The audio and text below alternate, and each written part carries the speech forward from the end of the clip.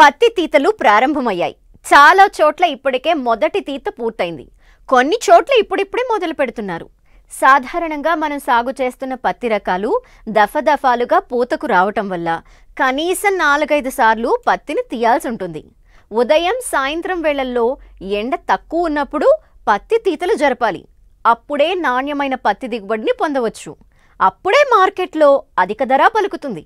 పత్తి తీతలు నిల్వలో ఎలాంటి జాగ్రత్తలు తీసుకోవాలో తెలియజేస్తున్నారు ప్రొఫెసర్ జయశంకర్, వ్యవసాయ పరిశోధనా స్థానం మాజీ రీసెర్చ్ డైరెక్టర్ డాక్టర్ జగదీష్.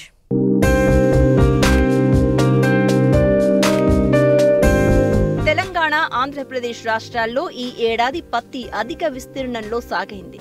దాదాపు అన్ని ప్రాంతాల్లోనూ ప్రస్తుతం పత్తి తీతలు ముమ్మరంగా జరుగుతున్నాయి. పత్తి నాణ్యత అనేది దానిలోని తేమ, మలినాల శాతం, పింజ పొడవుపై ఆధారపడి ఉంటుంది. వర్షాధారంగా ఆరుగాలం కష్టించి పండించిన ఈ పంటను తీతలు జరిపే సమయంలో తగిన జాగ్రత్తలు తీసుకుంటే నాణ్యమైన పత్తి చేతికంది రైతు మార్కెట్లో మంచి ధర పొందే వీలుంది. ప్రస్తుతం క్వింటా పత్తి తీతకు రైతులు 1000 నుండి 1100 రూపాయల వరకు కూలీలకు చెల్లించాల్సి వస్తోంది. సాగు పెట్టుబడితో పోలిస్తే పంట చేతికందే దశలో కూలీలకు అయ్యే ఖర్చు అధికంగా ఉంది. సాధారణంగా మనం సాగు చేస్తున్న బీటీ పత్తి రకాలు దఫాలుగా పూతకు రావడం వల్ల కనీసం 4-5 సార్లు తీతలు చేయవలసి ఉంటుంది. జూన్, జూలై నెలల్లో విత్తిన పంట నవంబర్ నుండి దిగుబడిని ఇస్తుంది. చలికాలం కావడం వల్ల మంచు ప్రభావంతో పత్తిలో తేమ శాతం అధికంగా ఉంటుంది. అందువల్ల పత్తిని ఏరే సమయం కూడా దీని నాణ్యతను ప్రభావితం చేస్తుందంటూ పత్తి తీతలు నిల్వ సమయంలో తీసుకోవాల్సిన జాగ్రత్తలను తెలియజేస్తున్నారు ప్రొఫెసర్ జయశంకర్, వ్యవసాయ పరిశోధనా స్థానం మాజీ రీసెర్చ్ డైరెక్టర్ డాక్టర్ జగదీష్. ముఖ్యంగా ఈసారి మనం చూసుకున్నట్లయితే తెలంగాణ రాష్ట్రంలో పత్తి సుమారుగా దాదాపు 50,000 ఎకరాలకు పైచిలుగా మనం పత్తి విత్తుకున్నాం.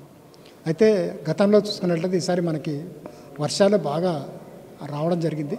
సో దీనివల్ల ఏంటంటే చాలా వరకు మనకి ఆగస్టు, సెప్టెంబర్ వరకు మనకు ప్రొలాంగ్ అవడం వల్ల మనకి యొక్క గ్రోత్లో బాగా మనకి పొడిగించబడి ఈ యొక్క పంట కాలం పొడిగింది. సో దానివల్ల ఏంటంటే ఇప్పుడు ఈ మధ్యకాలంలో మనకి దీపావళి మొదటి నుంచి తర్వాత ఇప్పుడు దీపావళి తర్వాత మనకి పత్తి కోతలు అనేది మొదలవుతాయి. సో ఇక్కడ మనం రైతు సోదరులు ఒకటి ఏంటంటే మనకి ఈ యొక్క పత్తిని మనం ఏరుకునేటప్పుడు ముఖ్యంగా ఒక ముఖ్యమైనటువంటి సూచన పాటించాల్సి ఉంది. ఏంటంటే మనకి ఎక్కువ మొత్తంలో మనం పత్తిని మనకు విస్తారంగా వేసుకున్నాం కాబట్టి దాంట్లో నాణ్యత అనేది చాలా ముఖ్యమైనటువంటిది. సో నాణ్యతతో పాటు ఏంటంటే మనకి రైతులు ఏరేటప్పుడు మనకి ఈ కూలీలు కానీ లేకపోతే ఈ లేబర్ ఏరేటప్పుడు ఏంటంటే మనకి ట్రాష్ కంటెంట్ ఎక్కువ వస్తూ ఉంటుంది. అంటే మనకి ఈ యొక్క ఎండిపోయిన ఆకులు కానీ లేకపోతే ఈ యొక్క మొక్కల భాగాలు కానీ లేకపోతే కొన్ని సందర్భాల్లో మనకి ఈ యొక్క వెంట్రుకలు అటువంటివి కూడా రావడానికి ఆస్కారం ఉంటుంది. కాబట్టి సాధ్యమైనంత వరకు ఇవన్నీ రాకుండా చేసుకోవాలంటే మనకి ఒక పద్ధతిలో మనం ఈ యొక్క పత్తి తీతనాన్ని తీసుకోవాలి. ముఖ్యంగా ఇప్పుడు చూస్తూ ఉన్నాం మనకి డిసెంబర్లో తర్వాత నవంబర్ వరకు వచ్చేసరికి మనకి సుమారుగా 4 నుంచి 5 సార్లు మనకి పత్తి ఏరడం జరుగుతూ ఉంటుంది. కాకపోతే ఇప్పుడు మనకి ఆల్రెడీ చూస్తుంటే మనకి వాతావరణం చల్లబడింది. సో పొద్దుటిపూట మనకి మంచు ఎక్కువగా ఉంటుంది కాబట్టి సాధ్యమైనంత వరకు మనకి ఉదయం మనకి 10 గంటల నుంచి లేదా 9 గంటల నుంచి మొదలుకొని 1 గంట వరకు ఎదుర్కోవాలి. ఆ విధంగా మధ్యాహ్నం 1 నుంచి 3 గంటల వరకు మళ్ళీ కొద్దిగా మనం యొక్క తెరిపి ఇచ్చేసిన తర్వాత మళ్ళీ 3 గంటల నుంచి సాయంత్రం మనకి చీకటి బదిలేంత వరకు కూడా మనం పత్తి ఏరుకుంటే మనకి చాలా మంచి నాణ్యత రావడానికి చెప్తాను. ఎందుకంటే మనకి ఉదయం వేళలో చూస్తే మనకి రాత్రి అంతా కూడా మంచు కురుస్తూ ఉంటుంది. సో మంచు కురిసినప్పుడు ఏంటంటే మనకి ఒక పత్తి యొక్క తేమనంతా కూడా మనకి పీల్చుకొని దానివల్ల మనకి ఏంటంటే ఈ యొక్క లోపలికి అంతా కూడా పత్తి అంతా ఎక్కువ ఇదైపోయి మనకి అంతా కూడా వేరే రకాలైనటువంటి శిలీంధ్రాలు అనేటువంటి రావడానికి ఆస్కారం ఉంటుంది. కాబట్టి సాధ్యమైనంత వరకు అంటే ఉదయం పూటలో మనకి 9 నుంచి 10 గంటల 1 గంట వరకు వేరుకొని ఆ తర్వాత మనకి 3 అవర్స్ చేయడం వల్ల ఏంటంటే మనకి అప్పటికున్నటువంటి మంచంతా కూడా ఆరిపోతుంది. అదేవిధంగా సాయంత్రం తర్వాత మనకి 3 గంటల నుంచి మనకి చీకటి పడే వరకు కూడా మనం వేరుకున్నది అదొక ముఖ్యమైనటువంటి మనకి పత్తి తీతలో రైతులు పాటించడం అవసరం. ఇక రెండవది ఏంటంటే మనకి ఇప్పుడు ఈ మధ్యకాలంలో ఏంటంటే మనకి ఈ యొక్క ట్రాష్ కంటెంట్ ఏమాత్రం కూడా రాకుండా చూసుకోవాలంటే ఈ యొక్క మొక్క విడిభాగాలు కానీ లేకపోతే ఈ పత్రాలకు ఉన్నటువంటి కానీ లేకపోతే ఎండిపోయినటువంటి పత్రాలు కానీ దానికి ఉన్నటువంటి క్యాలిక్స్ కానీ కూడా ఎండిపోవడం వల్ల మనకి దూది ఏరేటప్పుడు ఆ రైతుల నుంచి మనం ఈ యొక్క వేళ్ళతో చేసినప్పుడు దీంతో పాటు కూడా ఈ యొక్క విడి పత్రాలన్నీ కూడా వస్తుంటాయి. కాబట్టి అవి రావడం వల్ల ఏంటంటే మనకి బేల్స్ చేసేటప్పుడు దాని యొక్క స్టెయినింగ్ వల్ల ఆ యొక్క నూలు వడికేటప్పుడు కూడా ఆ యొక్క దాని మరకంతా కూడా వస్తుంది. కాబట్టి దిగుబడిలో చాలా మనకి వ్యత్యాసం వస్తుంది.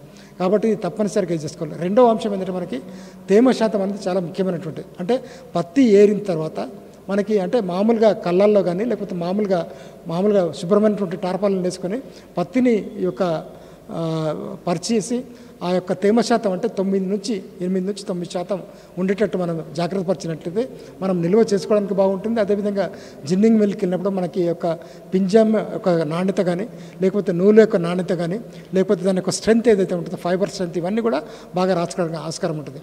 కాబట్టి రైతు సోదరులు ఇవన్నీ కూడా ముఖ్యంగా పాటించాల్సిన అవసరం. నవంబరు తర్వాత డిసెంబర్ ఫస్ట్ వీక్ వరకు కూడా చాలామంది కోతలకు రావడానికి ఆస్కారం ఉంటుంది. కాబట్టి ఈ దశలో ఏంటంటే మనకి ముఖ్యంగా ఈ యొక్క గ్రే మిల్డ్యూ అనేది ఎక్కువ వస్తూ ఉంటుంది. అదేవిధంగా బూడిద తెగులు అంటాము. సో అది ముఖ్యంగా మనకి నవంబర్ మొదటి పక్షం నుంచి మనకి డిసెంబర్ 15 వరకు కూడా ఇది ఎక్కువగా రావడం వల్ల ఏంటంటే మనకి ఈ యొక్క ఏవైతే లేతగా వచ్చినటువంటి కాయలు తర్వాత ఆలస్యంగా వచ్చినటువంటి కాయలు ఏంటంటే మనకి ఆ యొక్క లోపల ఉన్నటువంటి దూది కానీ సరిగ్గా విప్పుకోకుండా రావడానికి ఆస్కారం ఉంటుంది. కాబట్టి తప్పనిసరిగా ఈ యొక్క ఆకులు రాలకుండా జాగ్రత్త పడాలంటే ఆ యొక్క తెగులకు సంబంధించిన శిలీంధ్రాన్ని నశింపజేయాలంటే మనకి నీటిలో కరిగేటువంటి గంధకం 3 గ్రాములు నీటిని కలుపుకొని ఎకరానికి 200 లీటర్ల మందు ద్రావణం మనం పిచికారీ చేసుకున్నట్లయితే మనకి యొక్క గ్రే మిల్డ్యూ లేదా బూడిద రోగం అయితే ఉంటుందో అవి తప్పనిసరిగా తీసుకున్నట్లయితే మనకి యొక్క కాయలు యొక్క సైజు బాగా పెరుగుతుంది. తర్వాత బోల్ సైజు కూడా బాగా పెరుగుతుంది. కాబట్టి ఈ యొక్క జాగ్రత్తలు పాటించుకోవాల్సిన అవసరం ఉంది. ఇక ముఖ్యంగా ఏంటంటే పత్తి ఏరిన తర్వాత కూడా మనకి ఎట్టి పరిస్థితులు కూడా మనకి ఈ యొక్క నిల్వ చేసేటటువంటి గోదాంలో తేమ ఎక్కువగా ఉండకుండా చూసుకోవాలన్నట్లు. సో సాధ్యమైనంత పొడి వాతావరణం ఉన్నటువంటి దాంట్లో మనకి ఎక్కువ చేసుకున్నట్లయితే మనకి తప్పనిసరిగా మనకి రాబోయే రోజుల్లో మనకి పత్తి యొక్క నాణ్యత బాగా ఉంటుంది. రాబోయే రోజుల్లో మనకి మన తెలంగాణ పత్తికి బాగా మంచి డిమాండ్ ఉంటుంది. కాబట్టి మనకి నాణ్యత అనేది చాలా ముఖ్యమైనటువంటి అవసరం. కాబట్టి ఈ యొక్క 4 అంశాలపై రాజధానంగా మనకి కృషి చేసినట్లయితే మనకి రాబోయే తెలంగాణలో మనకి పత్తికి మంచి డిమాండ్ ఉంటుంది. ఇంకా రాబోయే రోజుల్లో ఇంకా దీని విస్తీర్ణం కూడా పెరగడానికి ఆస్కారం ఉంటుంది.